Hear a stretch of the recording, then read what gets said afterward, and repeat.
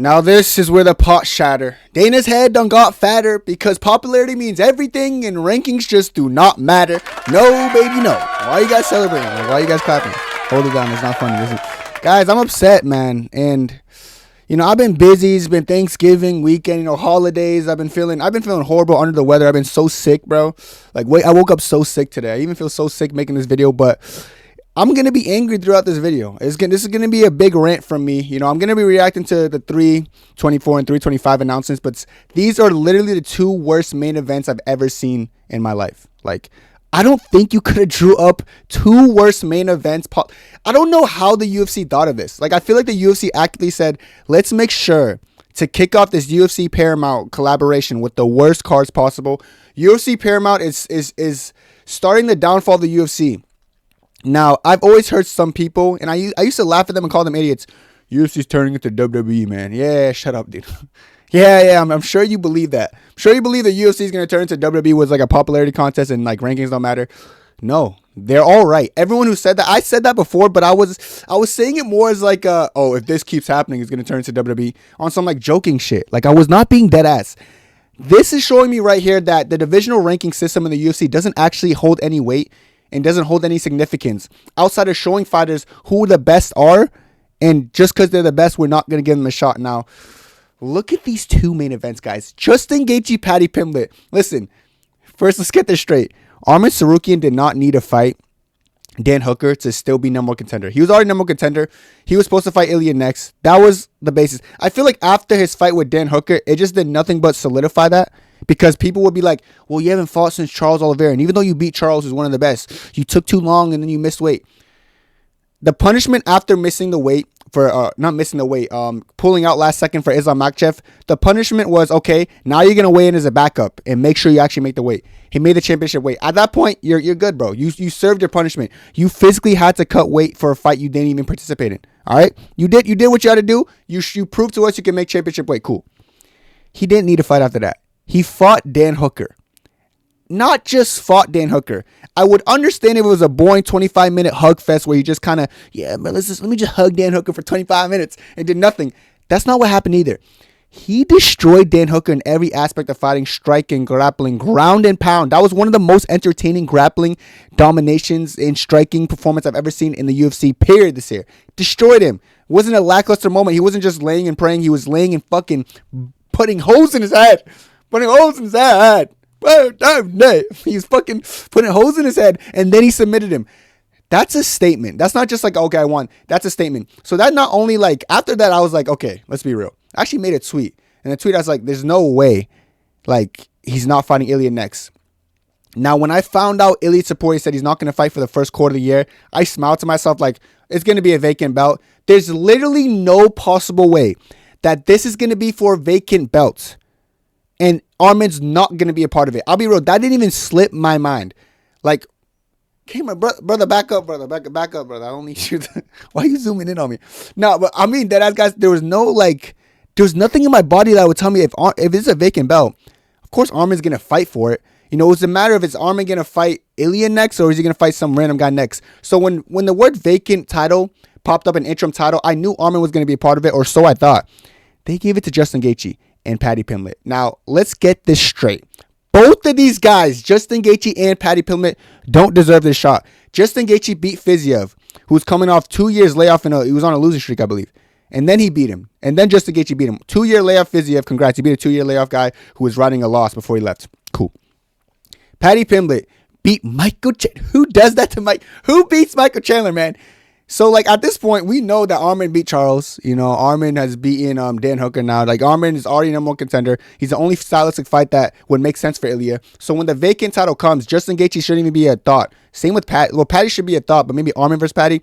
Gaethje really shouldn't be a thought. Gaethje got brutally slept out cold, guys, against Max Holloway right before that Fiziev fight. He's not riding a crazy win streak. Arman's riding a longer win streak. If you're being real, Arman's riding an 11-fight win streak because he didn't really lose the game route. Let's be real. 6 fight on paper, sure, but he's really riding an 11-fight win streak. The only person he's lost in the UFC was Islam Makhachev in his debut. Let's be real. Let's understand how good Arman really is. The fact that the UFC kind of like disregarded Arman completely is pissing me off. And look, if you guys look to the bottom, you're going to see some guy with a horrible hair kind of fucking looks like he's in a rock band. Why is Diego Lopez getting his 97th rematch? Okay. Why is Diego Lopez actually getting a rematch right now? I don't think it's real. I'll be real. When I saw the Vogue Diego, like, I saw people saying, oh, rumored. I was like, shut up. Like, there's no way. Bro, there's a way. You know, and man, we're going to talk about that a little bit later because that's just a goofball thing. Volkanovski has already beaten this guy. He already beaten the Yair. Like, the only possible matchup was Movsar, but of course he doesn't get it. Nonetheless, I still want to talk about this Paddy and Gaethje thing. We're going to react to the full card, don't worry, later in the video, because it's a pretty stacked card. You know, my boy Umar Nurmagomedov, we're going to talk about that, but I really want to get down to the bottom of how stupid this matchup specifically is, because this is actually the most undeserved title fight in UFC history. Like, when I say undeserved, both of these guys didn't even deserve to be in the title picture, period. You know, someone who's 1-1 in his last 2 fights shouldn't be in a title fight. 1-1, meaning he lost. He not just lost, he got dominated by Max Holloway, then brutally knocked out in the 5th round by knockout of the year by Max Holloway. He's not even fighting for the belt. You know, Max Holloway's not even in the title. Max Holloway's really not in the undisputed title conversation. He's in the, like, who am I going to defend my BMF belt against title conversation, you know? I honestly think Max Holloway versus Arman would be better for the undisputed belt than, for an interim belt than these two. Honestly, Max Holloway looks great at 155. You know, like, why not? He just beat Justin Poirier and Justin Gaethje. You know, so why is Justin Gaethje getting it over Max? Look, there's so many things we could really get into why this matchup is so undeserved and literally makes no sense. That's very frustrating. Why is Paddy in the picture for beating Michael Chandler? I know people like to ride the notion that Michael Chandler is unbeatable in the UFC. He's never lost in the UFC. Michael Chandler is, like, only person Michael Chandler has beaten in the last 4 or 5 years is Tony Ferguson. Outside of that, in his last 5 fights, he's 1-4. 1-4 in his last 5 fights. Like, why are we praising beating Michael Chandler? I don't know what it is about people beating Michael Chandler that they start to, like, get title shots. It doesn't make sense to me. Why did Charles Oliveira and Ilya fight for a vacant belt? You know, like, when it should have been Arman in that picture. How is Charles getting it over Arman? I'm starting to see a reoccurrence. Every time Arman's supposed to fight for, like, a vacant title or interim title, they just make sure he doesn't do it. It wasn't supposed to be Charles versus Ilya, guys. It's supposed to be Arman versus Ilya for that vacant belt when he moved up. The UFC was like, no. We're going to make sure Arman does not go against Ilya because that's the most competitive matchup. So what they do, they give it to Charles, someone who just lost to Arman not too long ago. And then after that, they were like, okay, but it's because Arman was inactive. Arman goes in there, beats Dan Hooker. Now there's another vacant title fight. It's not really a vacant undisputed belt, but it's an interim belt. And you would think it's going to be Arman Tsarukyan next, but it's not. It's not Arman Tsarukyan because instead you got Paddy and Justin Gaethje. Justin Gaethje really told the UFC, if you don't give me a title shot, I'm going to retire. Or like, and then they like, okay, we're going to give you a title shot because we're so scared of you. What kind of bullshit is this? I've never seen horrible match. Like, I don't think you can name and after I made this tweet, some people in the comments saying, what about this guy versus or Yoel Romero versus guys? You guys could bring up undeserved title shots where one party doesn't deserve it. This is the only time in UFC history for interim title where both these guys don't deserve shit. Who are these two? You guys, Max Holloway and Arman are the only two who deserve it, or two who deserve it way more than these guys. So what makes Justin Gaethje special? Because he got slept by Max and then he beat Fiziev on a 2-year layoff. Oh yeah, because that should get you a title fight. Oh, because Paddy lost to Jared Gordon, but then he came back and beat fucking Michael Chandler. No one does it to Michael Chandler. No one does it to Michael Chandler. Shibai, I hate this so much. It's so frustrating that this is legal to do. Like, the UFC could literally just make it a popularity contest. And I know there's stuff that you guys probably don't see that the UFC purposely does. The UFC was moving Paddy up the rankings secretly, repeatedly, month over month, so they could do this and they could feel like it has more justification towards it. They could be like, oh, we did this because look at Paddy's rank. But we know why Paddy's rank's where it is right now. It's not even in the top. It's not even number 1 rank still, but we know why Paddy's ranked higher than usual because the UFC was trying to promote him for not fighting.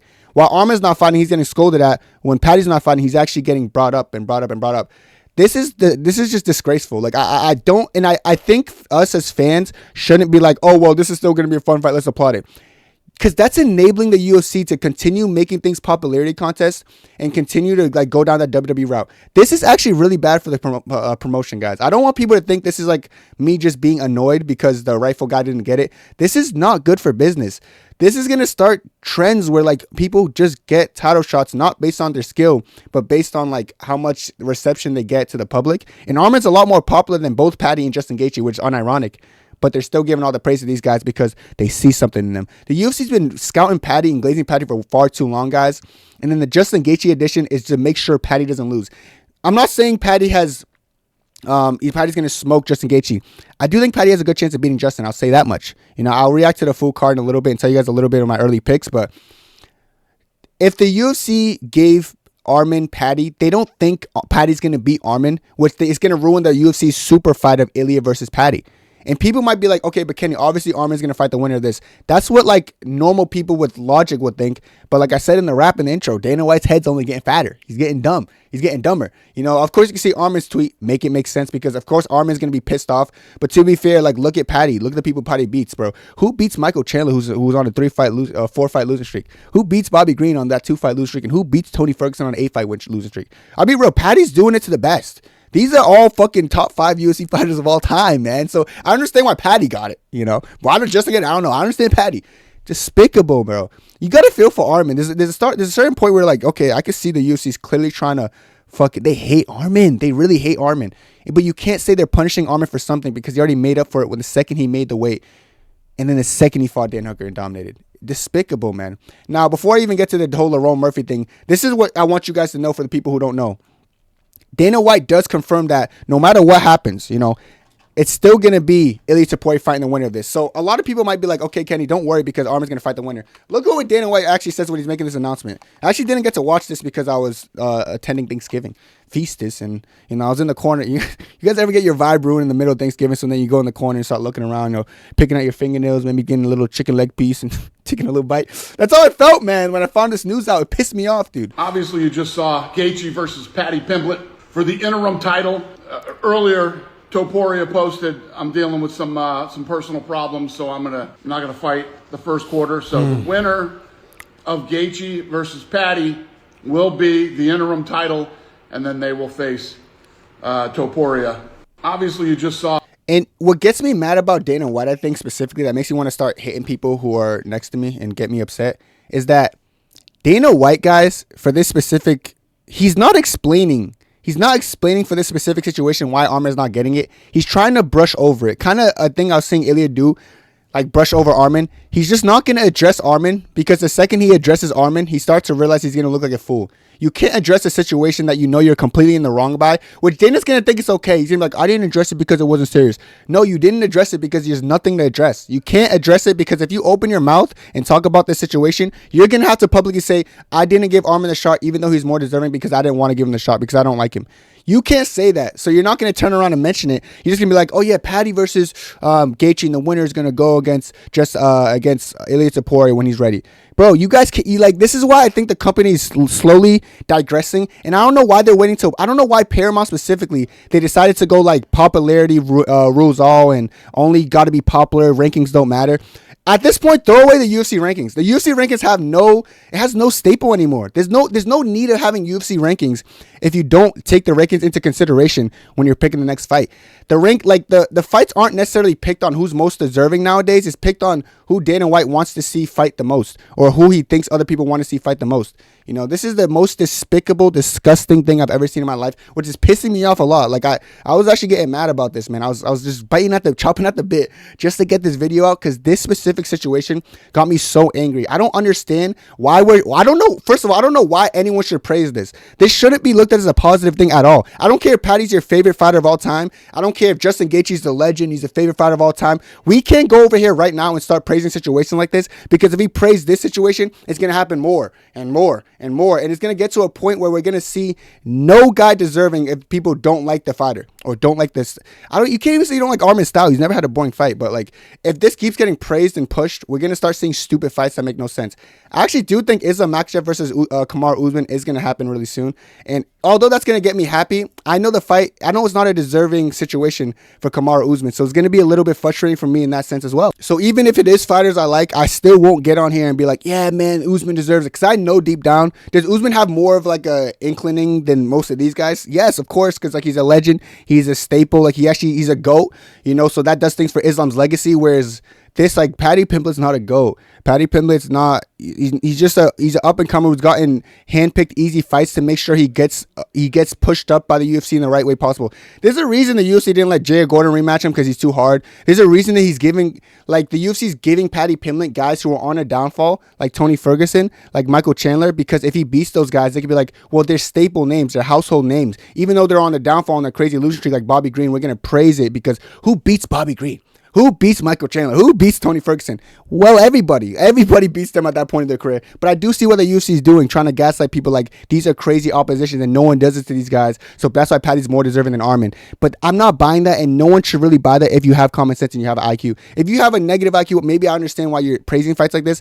But for me, it makes zero sense. Now, this is what Paddy had to say about the situation. Paddy did make a tweet kind of calling out Arman and making fun of Arman, like how he like dem apples and all that shit. But I'm just going to play Paddy's reaction to it and just listen to this fucking... He's so bad. Paddy's so shit at fighting, guys. I can't lie. But let's just play. And that's not even hate. He gets smoked by Ilya. We'll see how he does against Gaethje. But yeah. First ever time when we fought in January. The earliest I've ever fought. It's going to ruin me Christmas dinner and my birthday because I'm 31 like 3 weeks before it. But it's all going to be worth it when I lift that real title above my head. And Paddy the Baddy is a world champion. And 2026 is going to be the biggest year of my life. I am coming for that interim title, then I'll be making it the undisputed title when I come and beat Ilya Topuria up and take the undisputed title. And then little posh boy, if he manages to fight in that time, because he likes sitting out and saying he's got a sore back. Keep in mind, he just fought recently. He fought more recent than this guy, but he's just talking. If little posh boy fights in that time and keeps his ranking, I'll punch his head in as well. And it gets me angry. You know what I think what bothers me the most about situations like this is that Paddy would never fight. He would never fight him. Paddy would never fight Arman Tsarukyan just because he understands he'll lose the fight, And I hate when people push to the inactivity thing with Arman Tsarukyan. They're pushing to this inactivity conversation because they're the ones saying no to him. Paddy said no to Arman. Justin Gaethje said no to fighting Arman. Everyone's saying no to fighting Arman, and then they're going to push a narrative like he likes to sit out. No, you guys don't want to take fights with him. Dan Hooker, I respect Dan Hooker because, like I said, he had the balls to actually go in there and fight Arman. He got his ass whooped because that's why other people don't want to fight him. But people like Paddy who like get on a high horse, like he likes to sit out because I duck his fights, but he likes to sit out. I'm a scouser. I don't get knocked out. They're fucking idiots. It gets me so angry because you're running away from him, then you're turning around in the other corner saying, yeah, by the way, even though I ducked you, you're still sitting out. Arman is, and no one's going to fight Arman. Who the hell's going to want to fight Arman? Of course, it's probably going to be like a number 12 rank guy, like, hey, give me Arman, man. Let me have a shot at the dark and see if I can win. They'll probably get their ass whooped, So Arman's in a weird spot where like no one, I can't even say no one ahead of him wants to fight him because he's number 1 ranked. But no one wants to fight him. Ilya was ducking him. Paddy's ducking him. Justin's ducking him. So what do you guys want Arman to do? You got to feel for people like Arman who like are the best in the division, and no one wants to fight them because what does Arman really do? And especially that the UFC's like kind of okaying it and making sure the fighters avoid Arman so they can kind of push narratives to make the fights like this make sense. It's kind of we're in a scary place in the UFC right now, which I just can't support as a fan because then I'm enabling bullshit like this happening. It's just disgusting, despicable. That being said, looking at the card, I'll be real, guys. This card's pretty stacked. I'll show you guys the card. I'll move this a little bit so you guys can see better. These are the fights so far that I confirmed the card. Gutier, Puliev. My brother Gutier going to get that done probably. I'm very excited to see that fight. Gutier leveling up against a Russian guy. I don't even know much about Puliev, but I'm assuming he's going to go in there and try to wrestle Gutier. I'm assuming that off a Russian name, which is crazy to say, but let's see that. I kind of want to see that because I want to see Gutier get tested in that department. We get Alexa Grasso and Rose Namajunas. That's a banger fight and an interesting fight in that one. I think that one's going to be a they're stylistically very different in my opinion. I feel like Rose is a lot better at stick and moving, whereas Grasso wants to maybe grapple. I think Rose can skill Mager. Then we got Arnold Allen and Gene Silva. Gene Silva, unironically, he is the reason, I guess, Lopez getting a title shot because Gene Silva's, clearly a number 1 ranked guy that's going to get you a title shot. But versus Arnold Allen. Arnold Allen's solid, guys, but I'm not going to lie. Gene Silva would actually beat Lopez in a rematch. Even though I picked Lopez to win, I was happy he won. But low-key, like Lopez was not avoiding any of those shots. That spinning elbow is the reason he won, so good luck to him. Cortez Acosta fighting again versus Derek Lewis. He's going to school Derek Lewis pretty easily. Umar Nurmagomedov. This is the one I was hyped about versus Figgy. I know Umar's going to school Figgy, and I like this. And I hope that people think Figgy's really good and like better than he is. So when Umar beats him, Umar's the number 1 ranked guy, but he's one of those number 1 ranked guys that he's not going to get a title shot anytime soon, if that makes sense to you guys. Hope you guys understand what I mean when I say that, because I feel like it's normal to say like number 1 ranked guys don't get title shots. Umar Nurmagomedov is number 1 ranked, and he is going to probably beat Figgy on this card, but Sean O'Malley, Song Yadong, if Sean O'Malley, kid you not, if he beats Song Yadong, they're going to say, all right, Marab versus Sugar in 3 over Umar. You guys are going to laugh at me now saying I'm crazy, but I'm telling you right now, if Sugar wins on this card, and Sugar's going to beat Song Yadong, Let's be real. Sugar's a fucking good, gnarly fucking, yeah. Sugar Sean O'Malley. I love Sugar, man. He's gonna go in there and probably school Yadong. And they're probably going to try to push for Marab Sugar 3. You guys are going to say I'm crazy right now, but I'm telling you, that's more likely than Umar getting a title shot. There's certain people who are number one contender where you just know the UFC doesn't want to push him for a title shot. So expect a trilogy with Sugar before you see a rematch with Marab. And then Kayla Harrison versus Amanda Nunes. I actually love this fight. I think it's pretty interesting. I actually like it more than the main event. No joke. And I honestly think Kayla Harrison comfortably beats Amanda Nunes at this point of her career. Amanda Nunes is coming out of retirement, and I feel like she's going to get humbled pretty bad. I actually think Kayla Harrison's going to school her in like a kind of one-sided fight. That's going to be a hot take for now, but people will see what I mean when the fight starts. And then Gaethje Pimblett, who gives a shit? I'll be real. I want Gaethje to beat Pimblett. Pimblett's so like, he's like, I want to see the UFC's plans go to shit. They spoon-fed Paddy Pimblett these old men to make sure he gets to a certain place, and then they gave him an undeserved interim title fight. Just in case he doesn't deserve shit either for beating Fiziev on a 2-year layoff. That doesn't change the fact, though, I don't want to see Paddy win, because I feel like I want to see the UFC's dreams get crushed. The UFC's doing this so they can set up a champion versus champion, as Paddy is a champion, Ilya is a champion. They're trying to bring Paddy up as much as possible. Keep in mind this, guys. Keep in mind this happened. Paddy Pimblett rising the rankings month after month after month for not fighting. The UFC had this ready, and now they're going to make Paddy a champion, or try to make Paddy a champion, put him against Justin Gaethje, someone who doesn't deserve a title shot. They could have easily did Paddy versus Arman, because that makes a lot more sense than Paddy versus Gaethje. But why would they not do that? Because they know Arman's going to go in there and kill Paddy. So they're trying to build up Paddy. So I can't wait to see the UFC's plans of building up Paddy go to complete shit, dog shit. I can't wait to see this guy hopefully lose. Stylistically, this is a close fight. I did say I think Paddy could beat Justin Gaethje, but also Justin Gaethje's the dog. I watch film, I have a better prediction, but early prediction gave me Gaethje, but I really don't give a shit about that fight. But of course, this thing we could talk about. What Laurel Murphy said was actually very important here. He said this in the following. Missing the opportunity to fight one of the best featherweight GOATs is what hurts me the most. It's not about who's the best anymore. It's about who's more popular. And that's really what this whole video is based off of. Like, they're not really going off rankings anymore.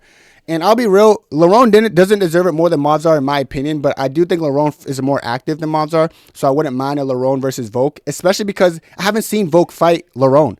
Like, I'm seeing Volk fight Yair. Like, they're trying to make Volk fight Yair again. They're trying to make Volk fight Lopez again and again. What is it with them? I don't know if they're trying to build up Volk's legacy even more, or they're making sure Volk gets these favorable matchups. At least give Volk Lerone. Volk's going to probably would school Lerone. Why don't you give Volk a fresh matchup? Why we got to see Volk fight the same people over and over again? It pisses me off, honestly. Like, of course, they're not going to give Movsar because he's a Russian. They don't really like Russians in the UFC. So obviously, the UFC doesn't anymore. It's clear. They don't like giving them opportunities, you know. I don't give a fuck if people say, whatever. I deadass think that's the case. But at least give Lerone a shot. He has not fought Volk. It's a fresh competition, but the UFC just wants to make sure they don't give fresh competition, which is why Volk's fighting Lopez. No one knows why. Movsar doesn't know why. Lerone doesn't know why. I saw Aljamain Sterling go crazy on his Twitter. He doesn't know why. No one actually knows why this matchup's being made, because he was coming off a loss to Volk, and then he just beat Gene Silva, and now he's back getting the shot. UFC Paramount has marked the start of the UFC's downfall. And yeah, the UFC is slowly turning into WWE. Like, I thought it was a joke at first, but it's very much serious. This is actually a big problem I feel like we should address more, and we should be very straightforward about how we actually feel about it, you know, to a point where I had to make this video, guys. I've been so sick lately. You probably could tell by my voice, but yeah, man, I'm just very frustrating and upset with how the UFC is going about these situations. But let me know what you guys think. I'm actually curious to see what people are saying about this. I'm sure most people are upset as me, but let me know what you guys think down below. That's it for me, and God bless. 2, 3.